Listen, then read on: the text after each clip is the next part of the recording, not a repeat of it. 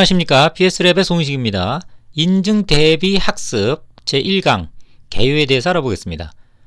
인증이라면 벨트 인증을 얘기합니다. 보통 개인의 그 문제 해결 역량이 어느 정도 되는지 그 수준을 가늠하는 하나의 척도죠. 그런데 이제 기업에서 보는 그 인증 시험입니다. 그 문항들의 난이도가 굉장히 높죠. 그래서 그 직원들의 그 인증을 지원하기 위해서 인증 대비반이라는 걸 운영을 하는데, 이때 이제 인증 대비 학습 과정, 학습 프로그램, 이렇게 보통 부르고 있습니다. 자, 이 인증 대비 학습 과정은요, 금방 말씀드린 대로 대상자는 이제 벨트 인증을 목적으로 하는 직원이 이제 우선시 되겠죠.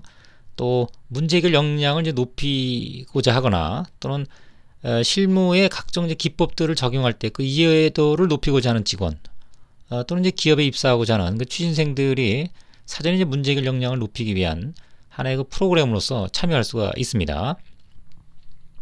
네, 본 과정의 특징입니다. 일단 그 통계 기법들을 7가지로 좀 압축을 해요. 우리가 이제 교육을 받으면 뭐 2주, 3주 뭐 이런 식으로 이제 교육을 받게 되는데요. 그 중에서 이제 통계 기법들, 이런 것들이 상당히 난이도가 좀 높거나 이해도가 좀 떨어지는 그런 측면의 대상들이죠. 근데 이것은 이제 인증 대비반을 운영할 때는 이미 교육을 한번 받았기 때문에 7가지로 이것을 압축을 해요. 그래서 하루 반 정도 집중적으로 전달하는 뭐 이런 식의 프로그램을 이제 운영을 하게 되고요.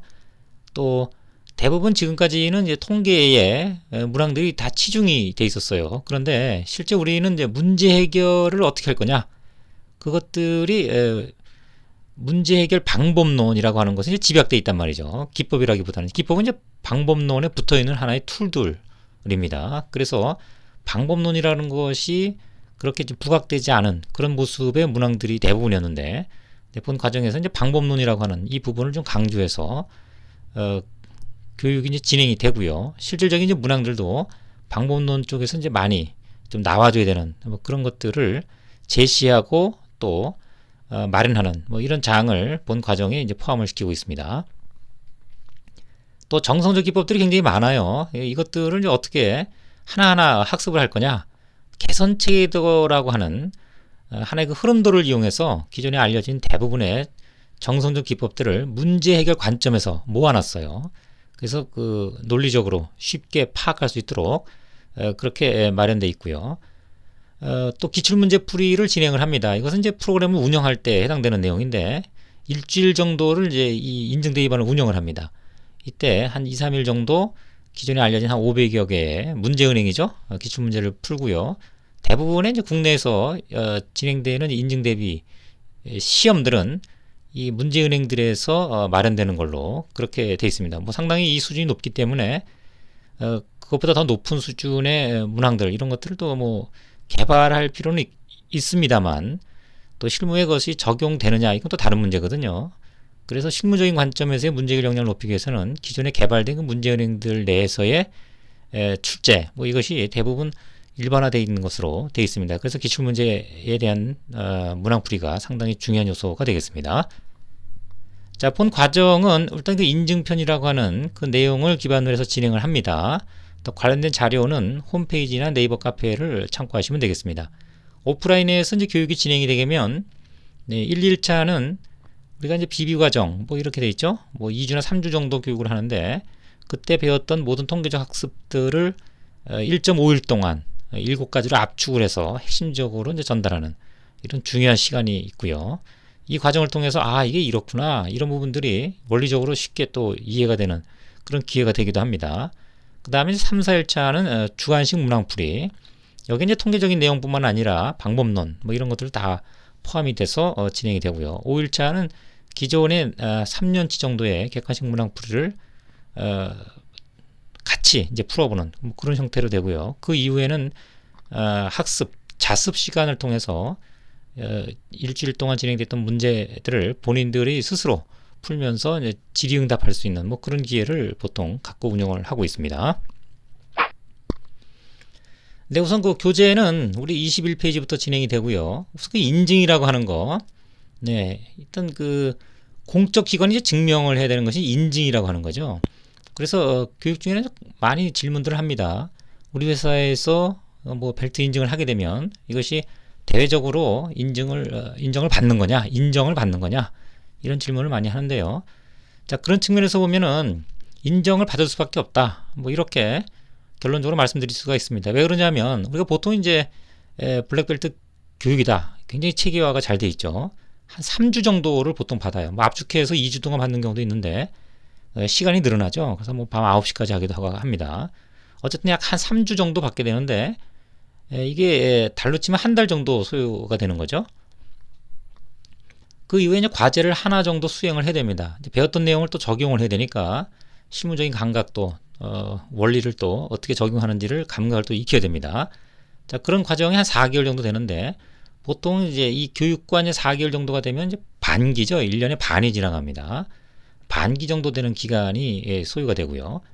또 시험은 보통 이제 인증 시험은 이제 3개월마다 운영이 되는데 매달 있는 건 아니죠. 거기에 잘 마친다고 하더라도 보통 이제 반년에 벌써 넘어가죠. 또 불합격하면 이제 3개월 또 연장되니까 최대 한 9개월에서 1년 정도 소요되기도 합니다. 또 보통 이제 블랙벨트 같은 경우는 과제를 이제 2개를 수행을 하죠. 이것이 또 반년 정도, 6개월 정도 소요가 되니까 전체적으로 1년 6개월 한 2년 정도가 돼야 블랙벨트라는 그 인증이라고 하는 것을 획득할 수가 있는 거죠. 근데 회사 입장에서 보면은 교육도 지원해야죠. 과제하도록 승인하는 그런 환경 제공해야 되죠. 과제하도록 또 이렇게 여러 가지 또 인프라를 제공을 해야 됩니다. 또 시스템, 프로젝트 트래킹 시스템이죠. 이런 쪽에 이제 관리를 또 해줘야 되는. 그래서 회사에서는 보통 인당 수천만 원이라 하는데 보통 한 1억 정도 내외에 투자를 하게 되는 거죠.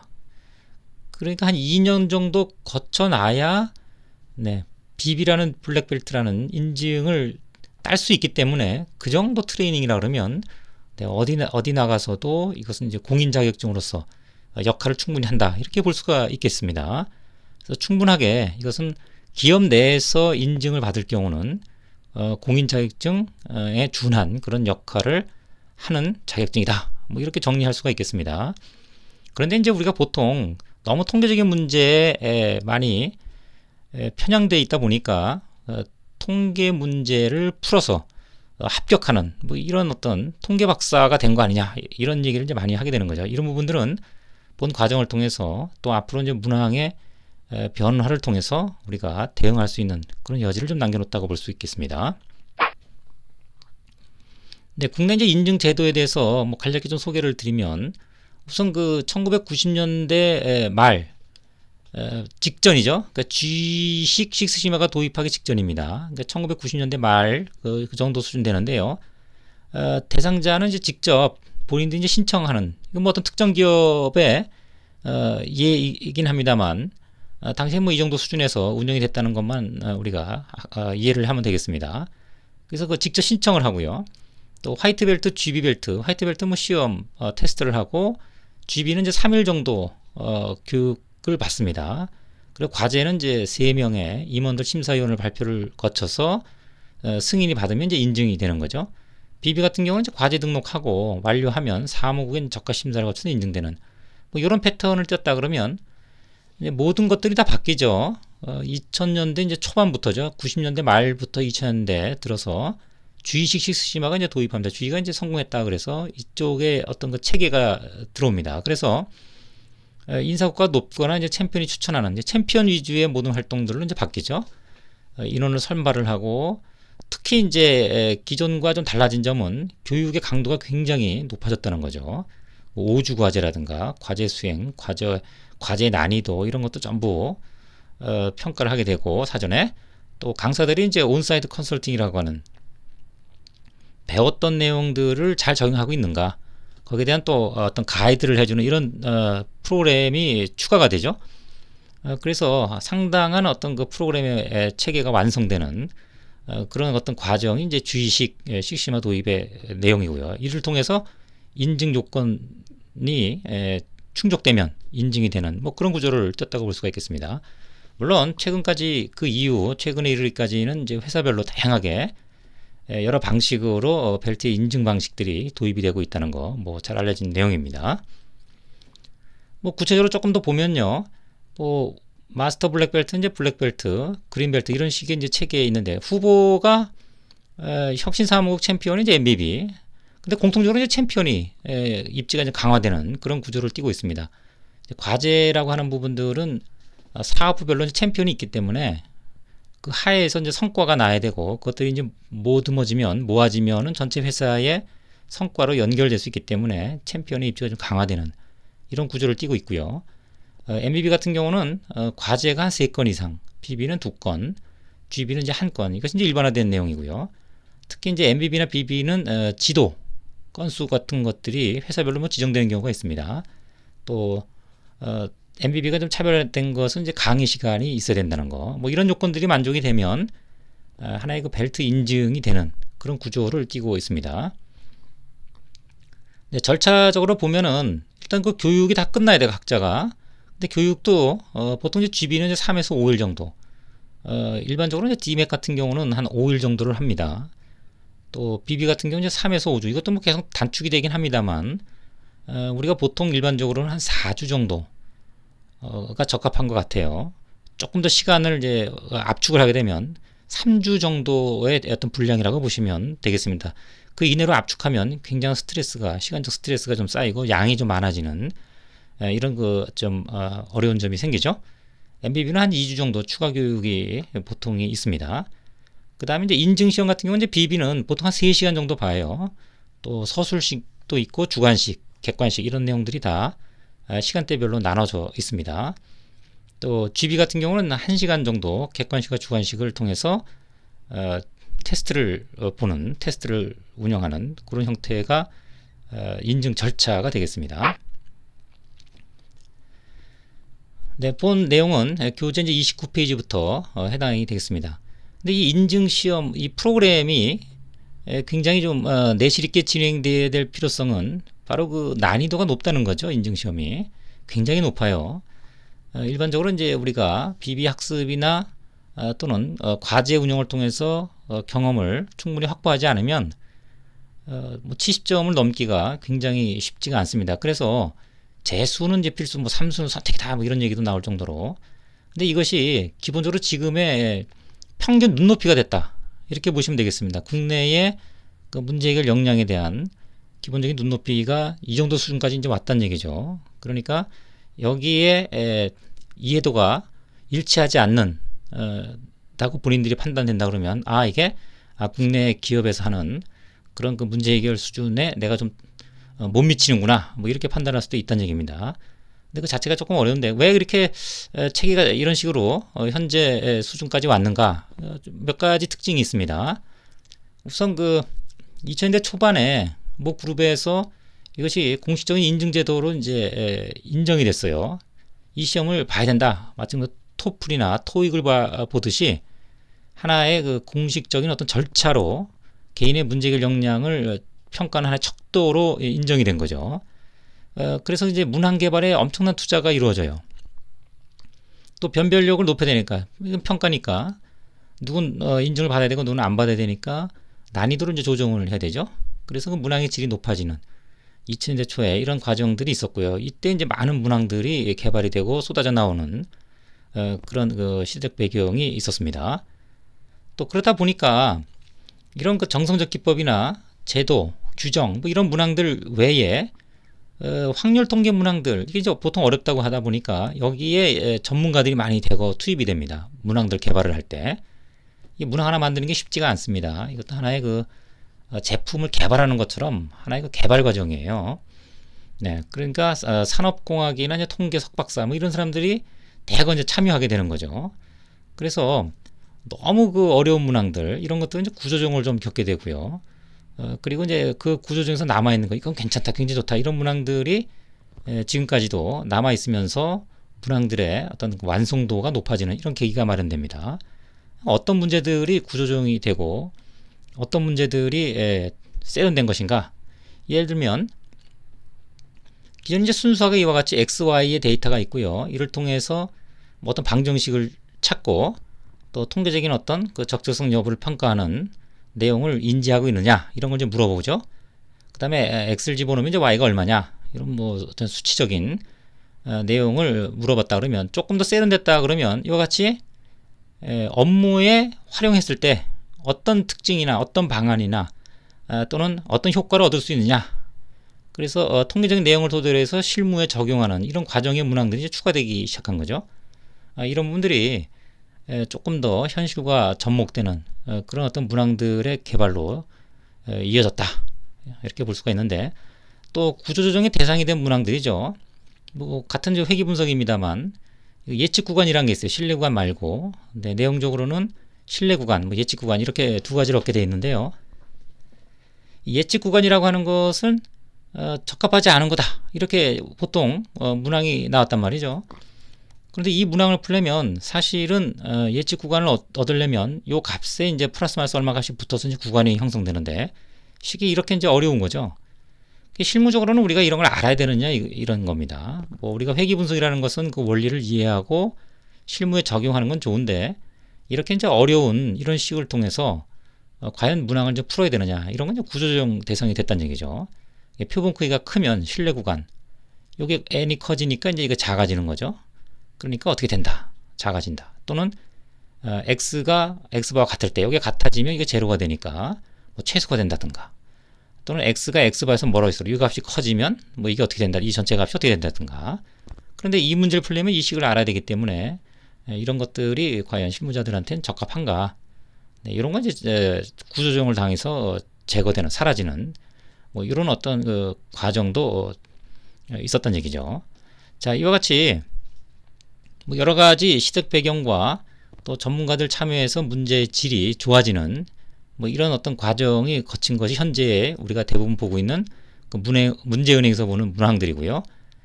특히 이제 인증시험은 이제 역량 향상을 강화시키는 그런 프로그램 이제 자리를 잡아요. 기업에서 보통 이제 일주 정도 교육을 하게 되는데, 이것이 시험 대비반, 뭐 이렇게 보면 시험을 목적으로 해서 모여진 그런 운영되는 어떤 그 시간이다, 이렇게 볼 수가 있는데, 이 과정 중에 이건 이런 거구나, 압축해서 짧은 시간 집중적으로 몰입도를 높여서 학습을 하다 보니까 이게 원리가 이렇구나, 내가 이걸 적용할 때 이것이 쓴 이유가 바로 이런 이유 때문에, 이런 내용들을 자꾸 이제 인지하게 되는 거죠.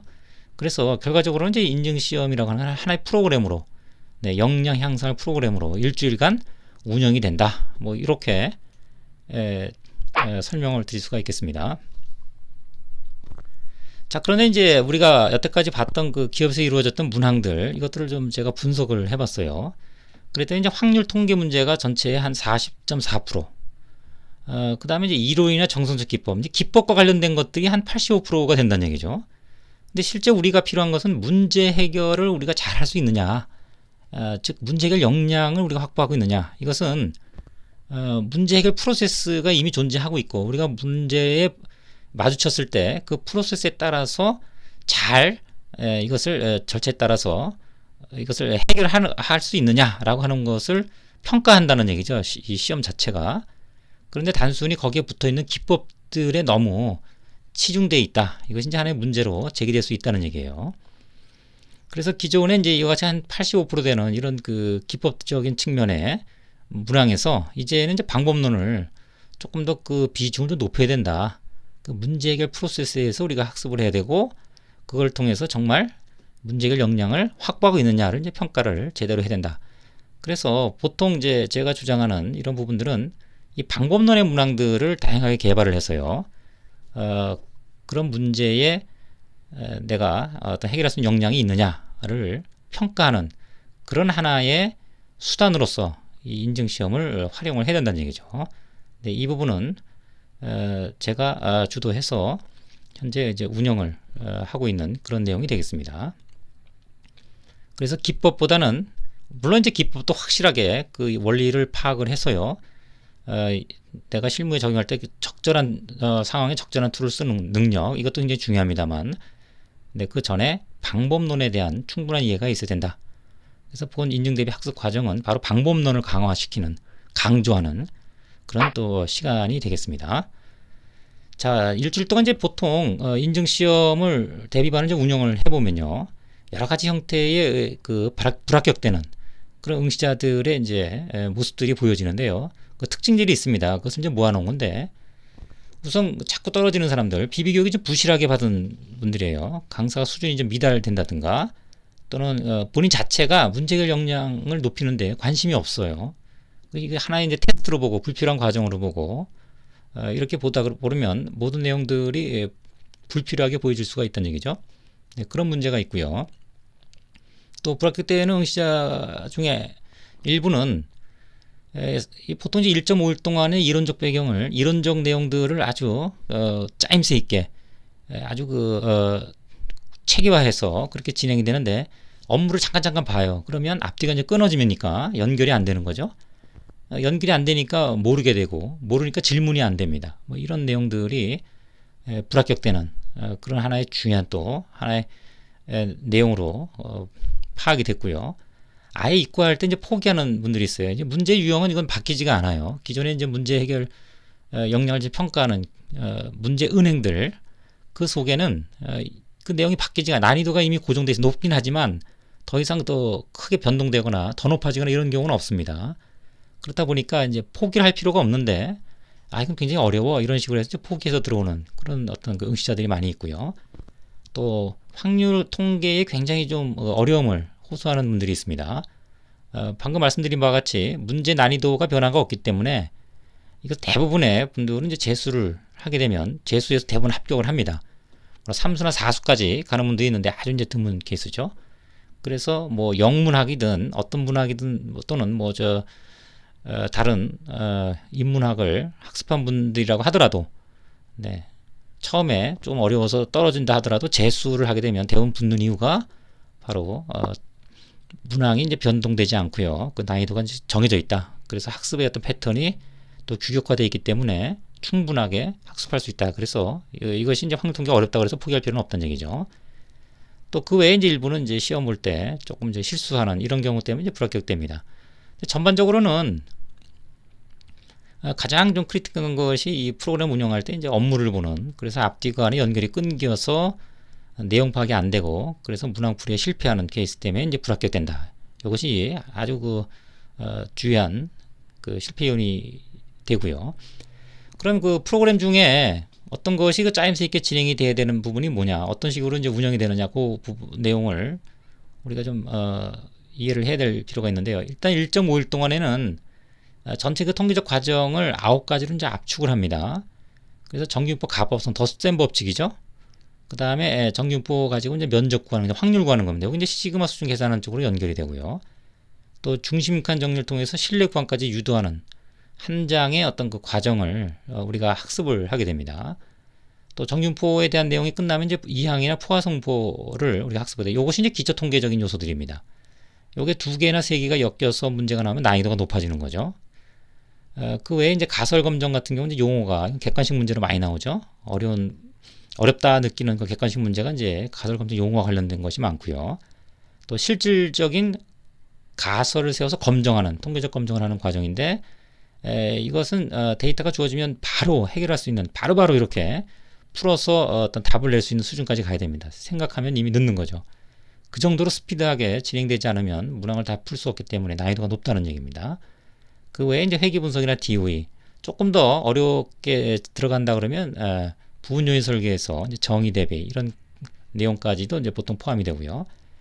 관리도는 이제 관리도 선택이라든가 패턴 분석 이런 내용들이 이제 주제로 그렇게 이제 포함이 되는데, 관리도도 이제 가설 검증이나 이런 거 엮이게 되면 난이도가 또 높아지는, 이렇게 조절을 할 수가 있습니다. MSA는 관리나 서비스 같은 경우는 보통 MSA를 많이 안 하기 때문에 제조나 뭐 R&D 쪽에서는 추가를 하게 되죠. 그래서 이렇게 9가지 형태의 내용을 1.5일간 집중적으로 체계화해서 과정이 이제 운영이 되고, 나머지 한 0.8일 정도는 기초 통계 문제 1에서 4번까지의 문제를 집중적으로 풉니다. 이걸 풀면은 이후에 통계 문항 풀이가 이제 굉장히 수월해지죠. 그래서 나머지 또 1.01은 5에서 8까지 해당되는 이런 문항들 집중적으로 풀게 되고요.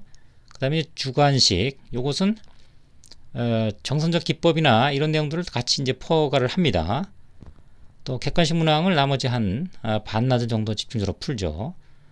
그리고 0.5일 정도, 나머지 반나절 정도 저녁 시간대인데 주로 네, 자습 시간을 통해서 보험 문제를 스스로 풀면서 미진한 부분은 이제 질의응답하는 이런 구조로 일주일 과정 프로그램이 이제 운영이 되겠습니다.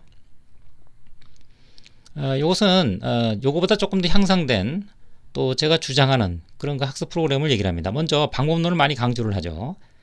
그래서 DMAC 5 페이즈로 문항을 풀 수 있는 이런 어떤 그 방법론적인 문항 학습 또 세부 로드맵은 이제 40개, DMAC은 40개, DFSS는 이제 50개 세부 로드맵이 존재합니다. 그 각각의 이제 활동의 내용, 어떤 것들을 가지고 이런 상황이 주어졌을 때 네, 어떤 스텝에서 어떻게 풀어야 된다 이런 논리를 펼 수 있는지를 이제 보는 거죠. 또 방법론리는 이 두 가지를 합친 겁니다. 그래서 좀 더 다양한 그 실무적인 이런 사례를 가지고 문항을 개발을 해서요. 실질적인 어떤 그 문제 해결 역량이 있는지를 파악하는 이런 어떤 그 과정, 학습 과정과 문항들이 대상이 되겠습니다. 그 외에 이제 학습 통계적인 내용들은 앞서 말씀드린 이런 9가지의 내용 체계를 통해서 프로그램 중에 전달을 하는 그런 과정이 포함되어 있고요. 정순적 기법은 이제 개선 체계대로 압축을 해서 하나로 논리적으로 전달해주는 이런 과정을 겪게 됩니다. 이것이 끝나면 문항풀이 실제 이제 그 사례 문항풀이를 통해서 실전에 가까운 그런 테스트를 2, 3회 이제 거치게 되겠습니다. 이것이 끝나면 이제 실제 이제 응시를 하게 되는 거죠. 자, 그래서 이 프로그램 자체는 이제 문제 해결 역량을 강화시키는 그런 기회로 이제 삼는 거죠. 일주일 동안 진행되는 내용은. 그리고 본 인터넷 강의는 교재의 어떤 순서에 따라서 내용을 하나씩 그렇게 밟아가는 그런 구조로 이루어져 있습니다. 네, 끝으로 이제 그 교재에 대한 그런 내용이고 앞으로 진행될 그런 단계에 대한 설명입니다. 개요는 지금 설명을 드렸고요. 그 다음에 이제 가장 중요하다고 그랬습니다. 방법론 학습. 그래서 방법론은 이제 뭔지 간단한 설명이 있을 거고요. 그에 따라서 문항풀이 또 기출문항풀이 이런 어떤 반복되는 패턴으로 진행을 하게 됩니다. 그것이 끝나면 이제 세부 로드맵, 그 다음에 이 두 가지를 합친 그 방법론 관련 문항 이런 것들을 이제 풀이를 하고요. 실제 이런 문제들이 인증시험에 이제 나오는 거죠. 네, 그럼 이 학습 과정을 통해서 그것을 이제 풀어대는 그런 어떤 그 활동으로 연결이 될 겁니다. 그 외에 이제 확률 통계 문제는 앞서 말씀드린 9개의 그런 구조로 단계별로 진행이 되고요. 뭐 과정이 이제 기출문항 풀이를 계속 포함을 시켜서 이해도를 높여주는 그런 과정으로 이루어져 있습니다. 끝으로 이제 개선 체계도 정선적 기법이죠. 그리고 이것이 다 끝나면 조금 전에 말씀드린 것처럼 평가 문제들 가지고 좀 그 실전에 가까운 어떤 테스트를 한번 거쳐서 본인들의 수준을 가늠해보는 그런 시간을 갖고 그것을 또 답을 풀이해주는 그런 시간과 함께 마무리가 되겠습니다.